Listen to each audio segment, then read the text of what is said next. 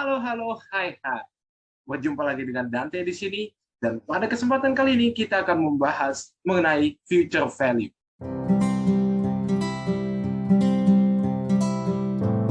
Mungkin ada yang merasa gundah, resah, khawatir, kemana ya harus nabung? Kalau nabung mah ke bank Dante, biar aman. Ya benar sih, kalau nabung ya ke bank. Tapi yang jadi permasalahannya mau pilih bank yang mana? Dan kalau sudah nabung selama beberapa tahun di situ, uang kita jadi berapa? Misalnya, kalau kita punya uang 1 juta dan kita diberikan pilihan mau simpan ke bank A atau ke bank B, dengan asumsi bank A memberikan bunga 10% dan bank B memberikan bunga 11%. Kalau diberikan pilihan untuk memilih, pasti pilihannya B karena bunganya besar, yaitu 11%.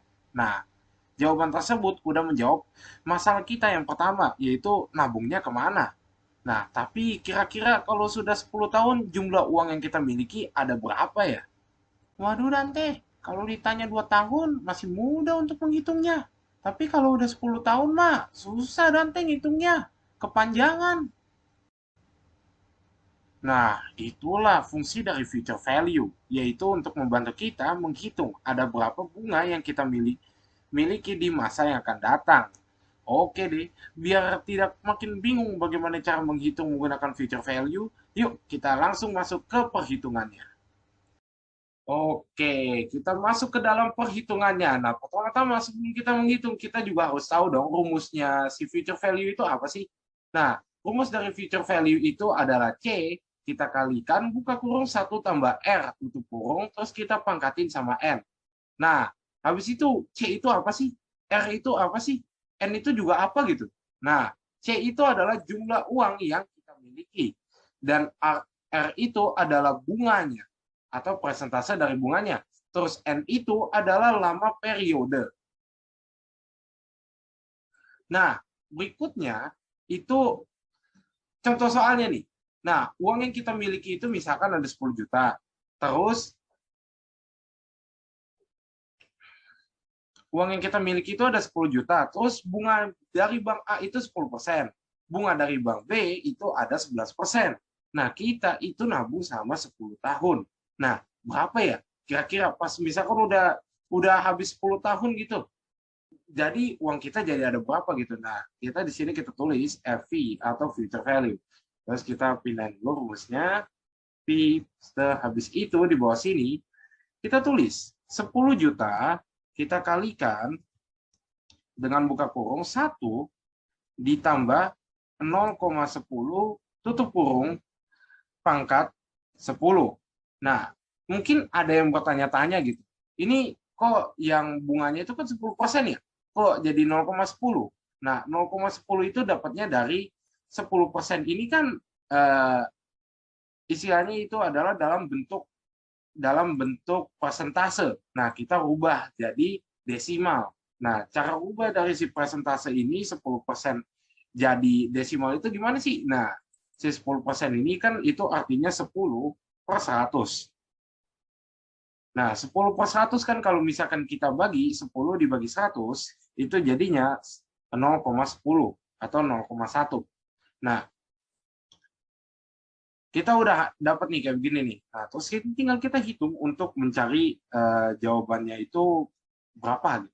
Nah, kali buka kurung 1 ditambah 0,10 tutup kurung pangkat 10. Oke.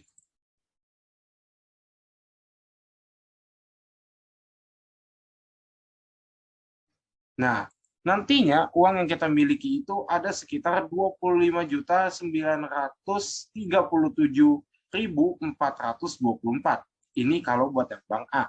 Nah, kalau buat yang bank B, ini ada berbeda karena dia bunganya lebih besar.